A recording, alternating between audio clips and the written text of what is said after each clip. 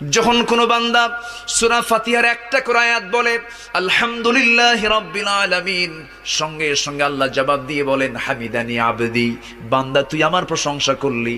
আর রহমানির রহিম যখন বলে আল্লাহ বলেন আসনা আলাইয়া আবদি। মালিক ইয়াউমিদ্দিন যখন বলে আল্লাহ বলেন মাজ্জাদানি আবদি।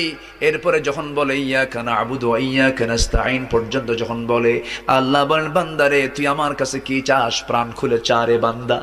ইহদিনাস সিরাতাল মুস্তাকিম থেকে শুরু করে নিয়া ওয়ালাদ-দাল্লিন পর্যন্ত যখন বান্দা বলে তখন আল্লাহ বলেন বান্দা নামাজের মধ্যে এমন প্রেমের খেলা খেললি বান্দা, তুই যা চাইলি সব আমি আল্লাহ কবুল করলাম।